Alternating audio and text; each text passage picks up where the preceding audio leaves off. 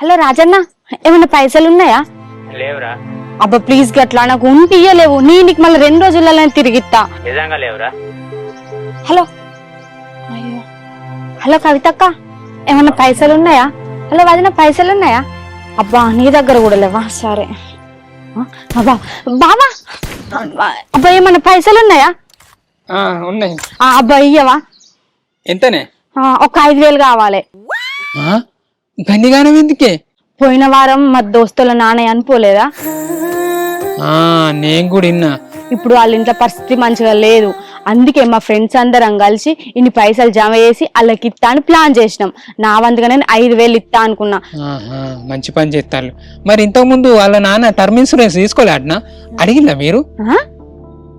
Term ఇన్సూరెన్సా అంటే ఏంటిది బావా? చూడే, ఎప్పుడు ఏం జరిగేది తెలియదు, ఫ్యూచర్ ఎట్లుంటుందో తెలియదు. మన ఇంట్లో సంపాదించే పెద్దకు పుష్కన జరగకూడదు జరిగినప్పుడు అది ఎమోషనల్గానే కాదు, ఫైనాన్షియల్గా కూడా మనల్ని ఘోరంగా దెబ్బతీస్తుంది. అసొంటప్పుడే ఈ టర్మ్ ఇన్సూరెన్స్ అనేది మనకు భరోసా ఇస్తుంది. కానీ దానికి బాగా పైసలు కావా? అంతగానే ఉండదు. ప్రీమియం స్టార్టింగ్ వచ్చి జస్ట్ నెలకు 600 నుంచి 700 ఉంటుంది. కానీ కవరేజ్ వచ్చేసి కొన్ని కోట్లలో ఉంటుంది. ఇది వాళ్ళ ఇంటి ఖర్చులకు కావచ్చు, వాళ్ళ పిల్లల చదువులకు కావచ్చు, ఎంతగానో ఉపయోగపడుతుంది. అబ్బా ఇదేదో మంచిగా ఉంది బావా. మరి లింక్ వచ్చేసి బయోలో ఉంది. ఇక్కడ ఎన్నో ట్రస్టెడ్ ఇన్సూరెన్స్ పార్ట్నర్స్ ఉన్నారు. అలా కంపేర్ చేసుకొని మీకు ఏది బెస్ట్ టర్మ్ ప్లానో దాన్నే చూస్ చేసుకోవాలి. ఆన్లైన్ డిస్కౌంట్ వచ్చి అప్ టు 50% కూడా ఇస్తారు.